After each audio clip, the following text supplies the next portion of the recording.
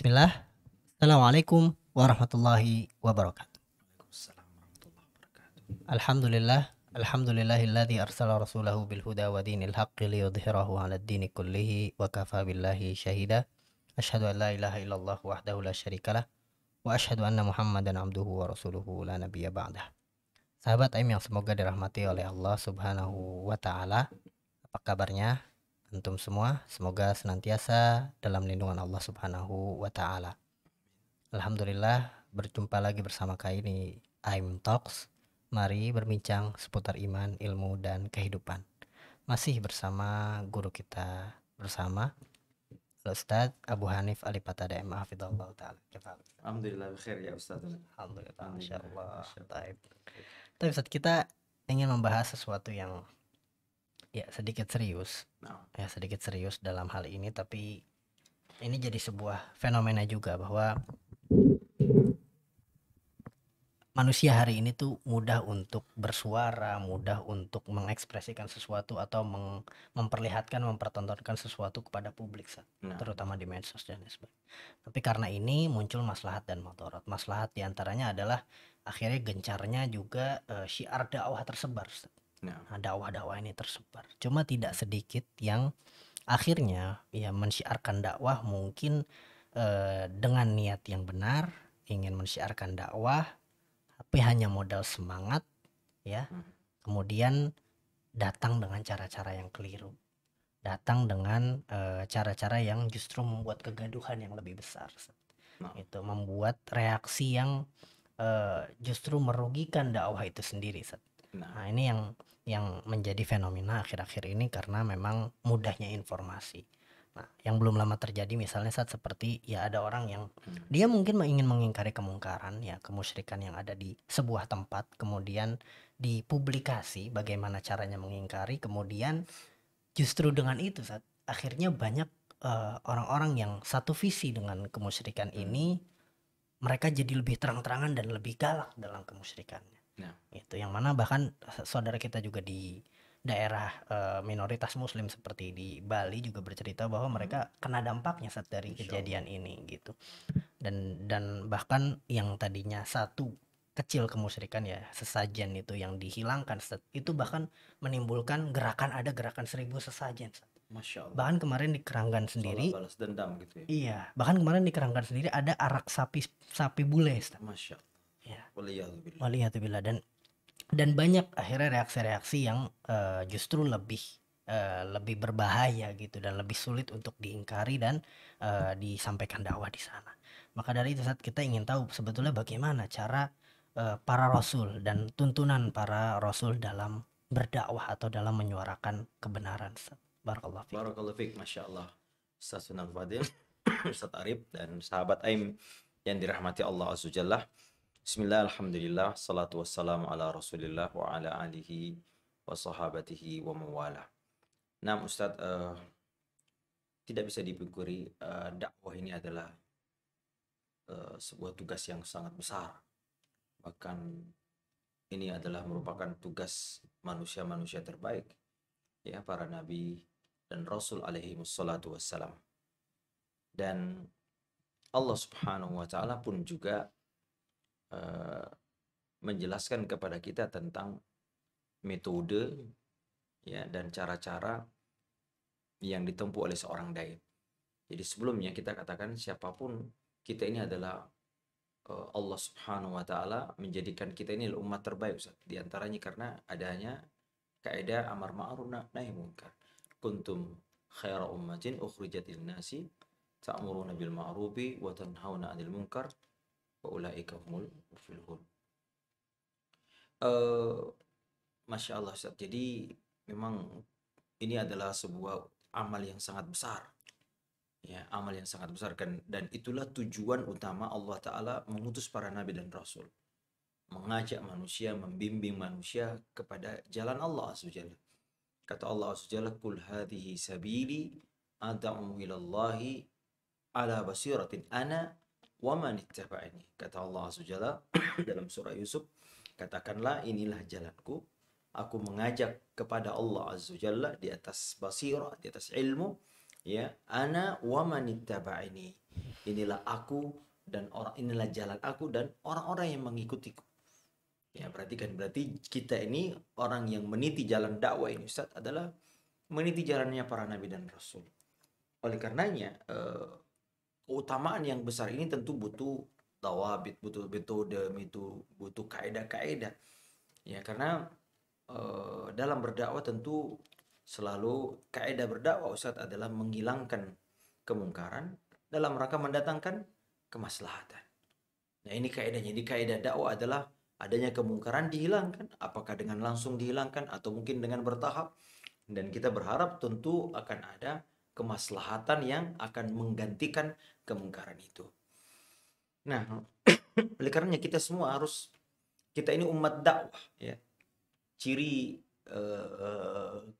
yang membedakan kita dengan umat sebelumnya adalah apa namanya Ustaz? Spirit dakwah ini. Ya, spirit dakwah ini. Oleh karenanya kita dapati, dan ini Ustaz yang apa namanya, yang menjadi semangat para sahabat. Kalau gitu kita dapati setelah Rasulullah SAW meninggal, mereka menyebar. Abdullah bin Mas'ud ke Irak, ke Kufa, ada yang ke Syam seperti Mu'ad bin Jabal, ada yang ke Mesir, ada yang ke Yaman. Ya, ini menunjukkan bahwasanya semangat dakwah ini adalah spirit Islam. Karena Islam ini mengajak manusia kepada Allah Subhanahu wa taala, dan kita semua, Ustaz. Nah, oleh karenanya butuh bimbingan, butuh tuntunan, Ustaz. Tidak semua orang mengingkari kemungkaran yang ada di depan mata saja. Itu ada level tingkatan-tingkatan ya Ustaz ya. Ya, sesuai dengan kapasitas masing-masing. Nah, lalu bagaimana dengan ya yang ini di depan mata, yang bagaimana yang mungkin Masya Allah mungkin masih butuh kesabaran waktu. Nah, kita tahu bagaimana metode dakwahnya Nabi Shallallahu Alaihi Wasallam saat itu adanya tadarruj dalam berdakwah. Sampai-sampai para ulama membagi ada fase Mekah, ada fase Madinah, ya, kemudian jihad pun juga itu ada fase-fase, ya, pelarangan khamar misalnya. Ini menunjukkan butuh apa ya namanya Ustaz, dakwah ini tidak Ada step by ada stepnya. step by step ya. Allah Subhanahu wa taala tidak langsung melarang khamar, Ustaz. Kata Aisyah radhiyallahu taala, "Lau awwalu lau nazala la tashrabul khamar, laqalu la nadal khamar abada." Lihat bagaimana ini menunjukkan bahwa dakwah mempertimbangkan juga aspek yang lain, Ustaz. Ya, kata Aisyah, seandainya yang pertama kali adalah jangan meminum khamar, kita tahu khamar ini kemungkaran. Ya, bahkan di dalam agama kita khamar ini ummu syar ya, ibunya induknya. Ya, tapi tentu ada keburukan yang lebih utama dibanding itu. Makanya ini butuh juga apa? Fikih auliyat ya, butuh skala prioritas. Ya, yang mana yang harus kita prioritaskan. Nah, oleh karenanya hadirin sahabat yang dirahmati Allah Subhanahu wa taala, sekali lagi ya, dakwah ini bukan sekedar semangat saja. Apalagi Ustadz, kita harus akui bahwasanya semangat ini ya terkadang menggebu-gebu bagi sebagian orang, apalagi ada sarana. Semua orang bisa merekam dirinya, Ustadz ya. Dulu kan yang mau ceramah harus ada panggungnya, itu di mimbar, ya, di masjid, di kajian. Sekarang semua orang bisa bikin podcast. Semua orang bisa menyuarakan dirinya. Bahkan dia tidak menyebutkan dirinya, anonim misalnya, tapi dia Masya Allah Berhujah. berhujah ya. Tapi kalau masih menampakkan namanya Ustadz, nama asli, lalu kemudian ada wajahnya, itu masih kita katakan masih bertanggung jawab. Terkadang kita nggak tahu dari mana ini. Nah, oleh karenanya hadirin milik Allah Azza Jalla, lihat bagaimana Allah Azza Jalla melakukan memberikan peta dakwah atau apa namanya itu, pikir dakwah yang begitu indah, sehingga ya mudah bagi Allah Azza Jalla Ustaz untuk membalikkan hati orang kafir ini. Ya, mudah bagi Allah ya untuk balik. Tapi lihat bagaimana Nabi SAW 13 tahun di Mekah. Nah, ini menunjukkan bahwasanya proses-proses, misalnya juga pelarangan tadi khamar, ini riba juga begitu. Ya, tidak langsung diharamkan langsung total, tetapi ada tahapan-tahapan. Nah, ini jadi sekali lagi ada kaidah yang harus kita, memang betul kita harus akui keutamaan dakwah ini besar sekali. Ya, tapi kita harus akui bahwa dakwah ini adalah proyek yang sangat besar, butuh ustadz, sinergi di semua pihak, ya, butuh kerjasama, tidak bisa dengan sendiri, butuh kekuatan kita juga. Ya, kata para ulama, ad-din, bil mulk, ya, agama kalau dengan kekuatan atau kerajaan atau kekuasaan itu semakin kokoh, ya, agama ini akan kokoh. Nah, sebaliknya juga begitu, kalau kekuasaan dengan agama dia akan langgeng. Nah, oleh karenanya, sahabat M yang dirahmati Allah Azza Jalla, ya, kita butuh, ya, sebagaimana apa yang disampaikan oleh Ustadz Arif tadi, kita butuh kembali mendudukkan, ya, bahwasanya betul, ya, balighu anni walau ayat, sampaikanlah dariku walaupun satu ayat, tetapi ikhwan perhatikan baik-baik apa yang kita sampaikan ini betul-betul, ya, pertama dari sisi kontennya, apakah benar, ya, apakah sahih hadisnya, apakah betul pemahamannya seperti itu, pemahamannya para salaf tentu saja. Kemudian yang selanjutnya kan Allah katakan waqulu linnasi husna, sampaikanlah kepada manusia dengan cara yang baik, ya. Dan kaum muslimin adalah orang yang paling utama mengikuti metode dakwah ini, karena begitu banyak di dalam Al-Qur'an perintah untuk berdakwah dengan cara-cara yang baik, ya. Kata Allah waqulu linnasi husna, di situ linnas umum, bahkan dengan orang kafir. Ya, lihat kata Allah Subhanahu Pabima rahmatin minallahi linta lahu walau kunta fadlan ghalidhal qalbi lam faddu min haulik. Ya, karena rahmat Allah lah engkau bisa berlemah lembut kepada mereka. Kalau engkau bersikap kasar kepada mereka, niscaya mereka akan, ya, lari darimu. Nah, itu pengantar dulu, Ustaz. Nah, Masya Allah. Jadi intinya niat baik itu nggak cukup, harus dengan cara yang benar juga. Betul, Kita harus perhatikan cara-cara dan step-step dalam berdakwah. Bahkan tadi ya seperti bagaimana step diharamkannya khamar, khamar, betul. gitu, nggak langsung diharamkan dan nggak langsung diingkari secara total, tapi ada langkah-langkahnya agar bisa diterima. Itu di manusia pada zaman sahabat ya, Masya apalagi Allah. di zaman ini yang kita kasih tahu itu haram, wah bisa kaget gitu orang kan. Menyebarnya kejahilan, Ustaz, menyebarnya maksiat, Masya Allah, itu tentu lebih utama untuk membutuhkan metode yang baik, Ustaz. Nah, betul. Nah, bagaimana cara para salaf dalam mengingkari kemungkaran ini, Ustaz? Karena memang yang kalau menyuarakan kebaikan, biasanya memang orang sudah ngerti menyuarakan kebaikan atau kebenaran dengan cara yang baik. Misalnya nyuruh orang sholat dengan cara yang baik, Tentu. nyuruh ngingetin orang puasa, insya Allah caranya juga baik gitu. Tapi yang sulit itu adalah mengingkari kemungkaran dengan cara yang baik, gitu yang dicontohkan para salaf. Karena biasanya namanya mengingkari kemungkaran kan kita sendiri udah mengingkari terhadap hal yang tidak ridho biasanya kan, tentunya dengan apa yang ada dalam kemungkaran tersebut. Nah, cara mengingkari kemungkaran dengan yang sesuai, ya, yang dicontohkan oleh para salaf ini gimana, Ustaz? Barakallahu fiik. Nah, sahabat M yang dirahmati Allah Subhanahu memang ada dua perkara kan, al-amru bil ma'ruf wan nahyi 'anil munkar. Ya, kalau amar ma'ruf nampaknya ringan, ya. Ya, semua orang bisa mengambil bagian menyampaikan kebaikan. Boleh dikatakan risikonya tidak minim. terlalu, ya, hanya menyampaikan kebaikan. Namun jika berkaitan dengan nahi mungkar, nah memang ini kalau kita perhatikan, Ustaz, ada hadis Nabi SAW yang berikan kaidah-kaidah. Man ra'a minkum munkaran, hadisnya sangat masyhur. Lalu juga yurhu biyadihi. Nah, di situ Nabi SAW menyebutkan tahapan-tahapan bagaimana metode mengingkari. Kata Nabi SAW, yang memiliki tangan ingkari. Ini yang paling terdahulu. Tangan di sini kalau kita artikan secara umum adalah tentu pemerintah, ya, daulah, Kekuasaan. raja, kekuasaan. Nah, ini mereka lah kita berharap sebetulnya mendorong, ya. Ya, mereka lah yang terdepan sebetulnya, Ustaz, karena kita tahu bahwasanya waliul amri inilah diantaranya adalah mengatur urusan agama agar agama ini tegak hukum-hukumnya.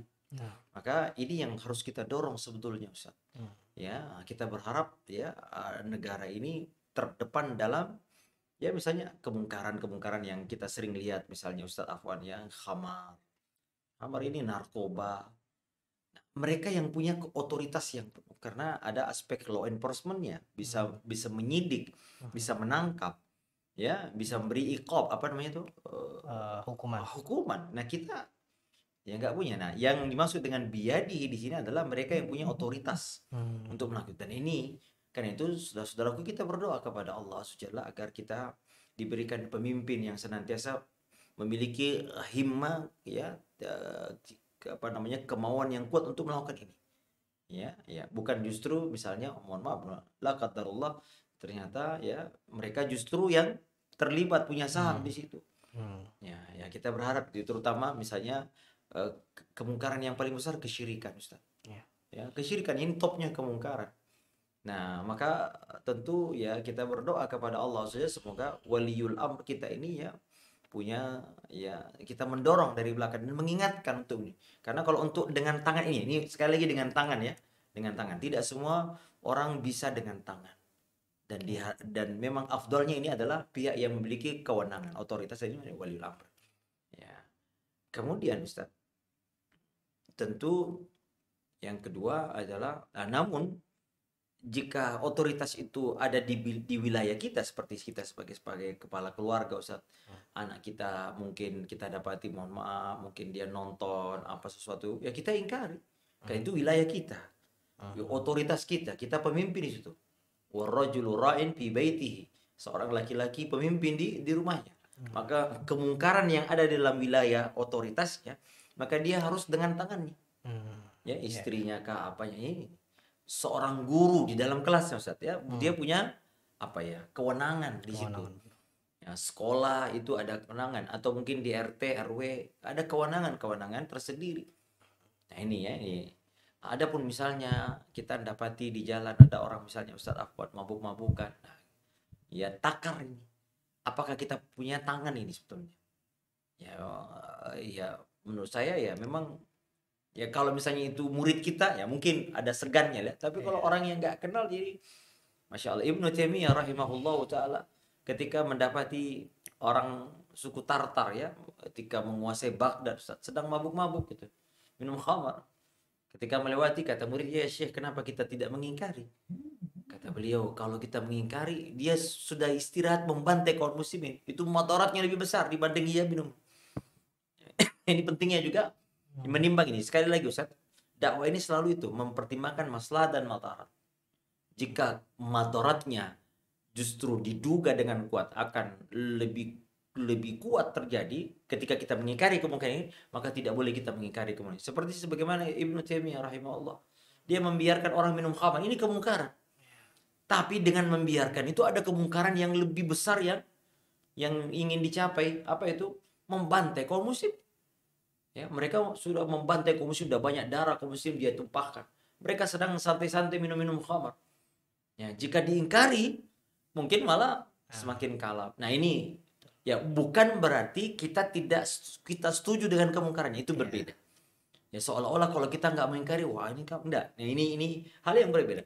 Kita mengingkari kesyirikan, ya itu hal yang pasti kita semua harus ya. Tetapi masalahnya adalah bagaimana menghilangkan kesyirikan ini, itu butuh ya waktu ya. Nah, Ustaz, kemudian yang kedua tentu dengan lisan. Paman lam yastati fa bilisanihi. Nah, saya kira ini relatif semua kita bisa. Tapi tentu sekali lagi butuh, makanya Allah Ta'ala katakan ud'u ila sabili rabbika bil hikmati wal mau'izatil hasanah wajadilhum billati hiya ahsan. Surah An-Nahl. Allah Ta'ala menyebutkan di sini, serulah manusia kepada jalan Rabbmu ila sabili rabbika. Ya, maka di sini kaidahnya adalah bahwa kita harus tahu dulu jalan Rabb kita, harus ada ilmu. Tadi saya sebutkan ala basir ad'u ilallahi ala basir. Jangan sampai kita ini mau menyampaikan sesuatu tapi kita tidak punya ilmu, Ustaz. Paling tidak ilmunya adalah kemungkarannya itu. Apakah benar-benar itu kemungkaran? Kita harus punya ilmu bahwa ini adalah kemungkaran, jangan baru dugaan. Ya, baru terduga, baru ini betul-betul kemungkaran. Kita harus punya ilmu. Ya, ilmu tentang materi tentang kemungkarannya dan kita punya dalil. Nah, nanti kita dibalikin dalilnya mana. Ya, ini kita punya dalil, punya hujat tentang kemungkaran yang akan kita ingkari. Ya, itu ya. Jadi makanya ada kalimat bil hikmah. Bil hikmah ini dengan ilmu. Ya, ada yang mengatakan hikmah itu Ustaz menempatkan sesuatu sesuai dengan tempatnya. Tapi ada yang mengatakan hikmah itu adalah harus dengan ilmu. Ya, harus dengan ilmu. Basir juga ilmu. Ya, maka mengingkari bukan hanya dengan semangat tadi Ustaz, tapi juga ada ilmu, ada pengetahuan tentang materi, bukan hanya pengetahuan materinya juga Ustaz, tentang Cara menyampaikan. sebelumnya cara, tapi orang ini. Ah, Kata Nabi SAW kepada Mu'adz bin Jabal sebelum dikirim ke Yaman, Ustaz. Apa kata Nabi SAW? Innaka ta'ti qauman min ahlil kitab. Nabi kasih, jangan. Ketika Nabi SAW ingin mengutus Mu'adz bin Jabal dan Abu Musa al-Asy'ari radhiyallahu taala anhuma diutus sebagai dai ke Yaman. Yaman waktu itu masih banyak orang Nasrani, Ustaz. Ya, maka Nabi SAW menyampaikan pesan, wahai Mu'adz, engkau akan datang sebuah kaum mereka ini banyak ahlul kitab. ya. Apa maksudnya? Ya, siap-siap. Mereka bukan penyembah berhala. Mereka bukan penyembah langit, penyembah bintang bukan, tapi mereka punya kitab. Nah, Ya, mereka ahlul kitab, tentu beda mengingkarinya dengan artinya mereka punya hujah. iya. Ya, makanya ada ayat wajadilhum billati hiya ahsan. Berjada, apa itu? Berjada itu bahasa Indonesia apa? Diskusi. Jidal ya. Ya, berdebatlah ya. Berdebat. Berdebatlah dengan mereka sampai debat saja Allah katakan billati hiya ahsan. Indahnya agama kita, debat pun harus dengan cara-cara yang Baik. kadang-kadang kita debat sudah merasa benar, terus ya ini kadang-kadang orang kita merasa benar, kita harus debat, tapi debat ini juga butuh cara-cara yang baik, Ustaz. Kalau menang debat secara volume suara aja. Volume suara atau mungkin mempermalukan orang nggak dapat hidayah, Ustaz. Iya. Ya cuman gagah-gagahan aja, ya. Cari menang kalah. Cari menang kalah, tapi debat ini tujuannya kan menyampaikan kebenaran. Nah ini Ustaz, oleh karenanya ya ada ayat di dalam Al-Quran Ustaz yang melarang kita mencelah Tuhan-Tuhan mereka. Kata Allah SWT, ya, wala tasubbul ladzina yad'una min dunillahi, ya, fayasubbullaha adwan bighairi ilm. Kata Allah SWT, lihat nih, jangan kalian mencelah ya apa-apa yang disembah selain Allah Subhanahu wa taala. Tidak boleh kita mencela Tuhan-Tuhan mereka. Ya, padahal sebetulnya ini layak untuk dicela, Ustaz. Ya, kan tidak berhak untuk disembah. Layak untuk dicela. Tapi lihat pikir dakwanya, ya. Tidak boleh dicela. Kenapa? Ada madarat yang lebih besar. Mengingkari kemungkaran. Ini orang menyembah sandal misalnya, atau ini contoh saya. Wahai sandal, kau Tuhan saya. Ini kita harus celah kan? Masa sandal kita mencela? Tapi ternyata kata Allah saja tidak boleh mencela. Karena ada madarat yang lebih besar dari itu. Apa itu? Fayasubbullah adwan bighairi ilm. Maka mereka akan mencela Allah melampaui batas. Nah, ini terjadi. Mereka balik tuh, apa itu namanya? Arus balik tuh. Arus baliknya apa? Mencela, membabi buta kita. Mencela Allah Azza wa Jalla. Ya, sama dengan ada larangan Nabi, jangan engkau mencela orang tua orang lain. Kenapa? Karena dia akan mencela orang tuamu juga gini. Ini kenapa? Mencela orang tua gak boleh. Nah, biasa waktu kita kecil kan kita sering ejek-ejekan ya. Oh bapak kamu begini. Apa jawabannya? Oh bapak kamu juga begini. Ini bahaya. Nah sama persis kaidah ini.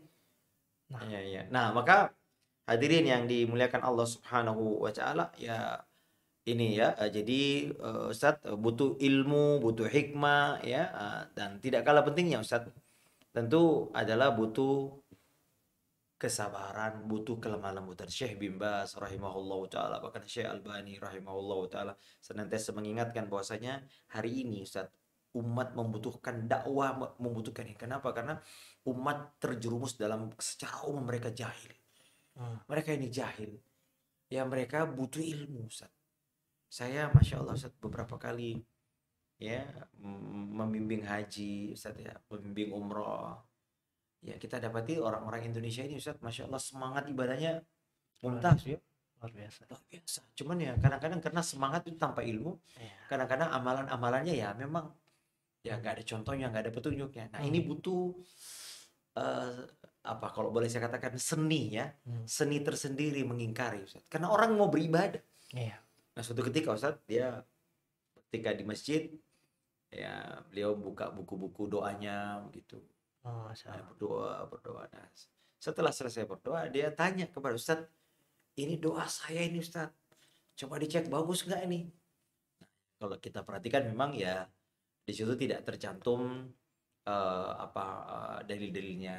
Hanya misalnya saya perhatikan ada angka-angka membaca ini 7.000, Ya, ada ya. ini 5.000, ini ada 1.000. Ah, Ya semua yang baik-baik, membaca salawat, membaca ada menyebut nama Allah tertentu, saya nggak sebutkan di ya, sini. ya, Ya ya. ada nama Asmaul Husna satu, Ya. ada yang 1.000 kali, ada yang 2.000 Ah, kali. Saya tanya Pak, kok ada angka-angka ini Pak? Nggak tahu Pak Ustadz, katanya. Saya diminta baca itu di Masjid Haram, gitu ya. ya. Nah, tentu saja ya kita ya sebagai penuntut ilmu tahu bahwa ini tidak ada tuntunannya. Ah, Namun mengingkarinya bahwa ini, katakanlah kalau misalnya kita katakan Pak, amalan ini tidak ada tuntunannya, tidak diterima, percuma Pak. ah, Tentu mereka akan membuat semangatnya. Ini iya. orang sedang bersemangat mau beribadah, Ustaz. Nah, iya, betul, betul. Nah, saya juga bingung bagaimana cara mengingkarinya ya. Akhirnya saya bilang, Pak, saya pinjam bukunya. Saya tak ingin dulu cek ini ya, apakah ada dalilnya, hadisnya. Oh, gak apa-apa Ustaz, saya punya dua katanya. Masya Allah. Lalu saya bilang, saya punya buku doa. Ah, Saya kasih doa zikir pagi dan petang. ya. Ya, saya bilang kalau ini Pak, insya Allah ada dalilnya, ada hadisnya Rasulullah SAW, hadisnya sahih. Oh gitu. Ya dia buka-buka. Dia buka, rupanya dia tertarik karena di situ ada keutamaan-keutamaan. Siapa membaca Penjelasan, penjelasannya. ini ya membaca Allahumma anta rabbi sayyidul istighfar di Iya. pagi hari, dia meninggal, diampuni dosanya dan lain sebagainya. Dia senang tuh. Kemudian paling saya bilang ini hadis ini sahih Pak. Artinya doa ini diketahui oleh Rasul.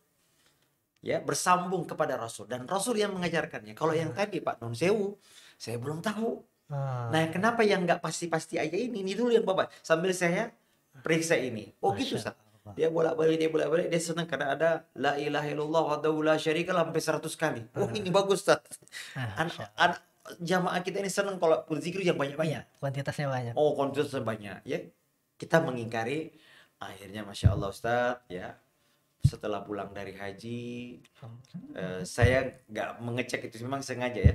Dia selalu WA, Ustaz, saya sudah zikir pagi Ustaz. Oh, Alhamdulillah saya zikir pagi, petang Ustaz. Dia Masya suka. Allah. Masya Allah. Ya Alhamdulillah. ini ya. Kalau mengingkarinya dengan Masya Allah Ustaz, Pak ini begini, ini begini. Nah ini kata Syekh Albani, sekarang ini umat butuh dakwah dengan yang seperti ini. Karena kejahilan Ya. merajalela, terutama kita di negeri Indonesia, sahabat Aim yang dirahmati Allah Subhanahu. Ya, pengalaman kami membimbing jamaah haji selama bertahun-tahun Ustadz ya. Umrah juga ya, kita dapati memang ya kaum muslim Indonesia ini memiliki sifat senang beribadah Ustadz. Iya.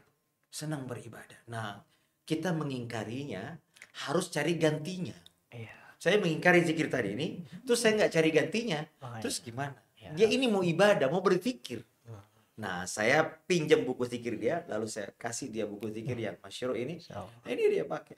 Langsung dikasih solusi ya, Ustaz? Saya solusi karena orang mau berdakwah, mau ibadah Ustaz. Tapi ya, kaum muslim Indonesia itu senang beribadah Ustaz. Cuma memang mereka butuh tuntunan dengan baik. Mereka butuh tuntunan. Ini butuh seni dakwah di kalangan masyarakat. Nah, ini juga tidak kalah penting ya Ustaz ya. Kita harus mengerti dia. Nabi SAW mengatakan kau akan datang ke Yaman. Di situ banyak ahlul kitabnya. Apa maksudnya? Nabi ingin menyampaikan kepada Mu'adz bin Jabal bahwa siapkan dirimu untuk berdebat dengan mereka. Dia punya dalil juga. Dia punya kitab juga.